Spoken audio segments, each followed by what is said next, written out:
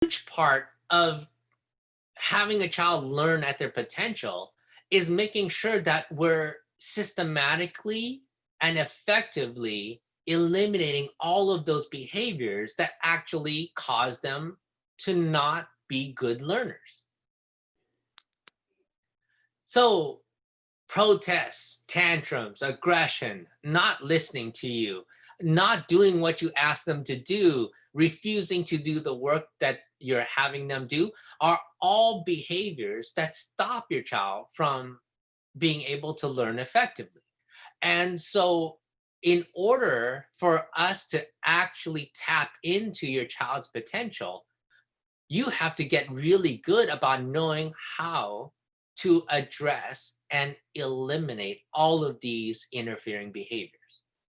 So now we're going to get really at the heart of what effective teaching really means, okay? And at the heart of it, it's about being very, very clear with everything that you do. Every instruction you give to the child needs to be understood by the child. All right? It's a very simple thing, but it's actually one of the most important things for you to be able to learn to do is how to communicate very, very clearly with the student that you're teaching.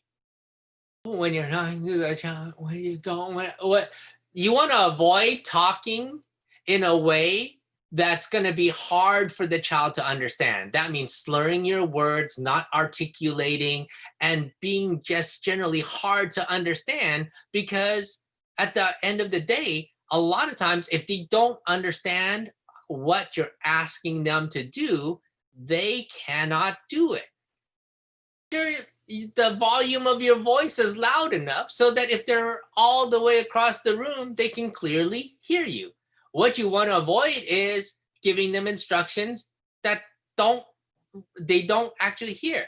So that when you're talking low, like you naturally maybe have a low voice, maybe the child just didn't hear you and that's why they're not able to comply or follow your instructions. So that's the other thing is make sure you project your voice so that the child can actually hear what you're telling them to do.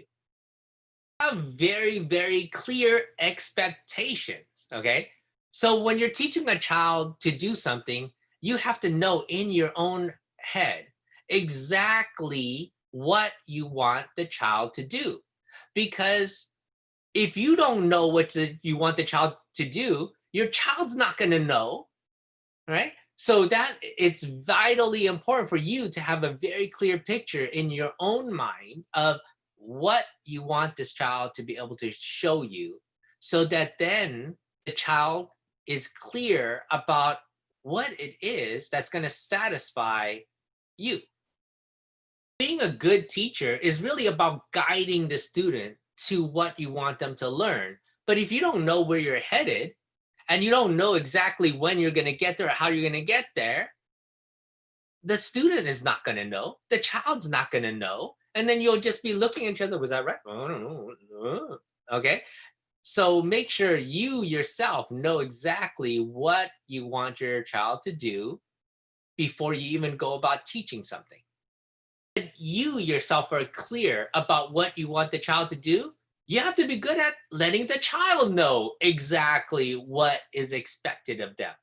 Because a lot of times, even though we know stuff, we're generally sometimes not good at communicating that to other people. So you want to make sure that, all of your expectations are clearly communicated to the child. You can show the child exactly how you want to do things. You can help them and to produce the exact response that you want out of them. But they have to know, this is what you're looking for.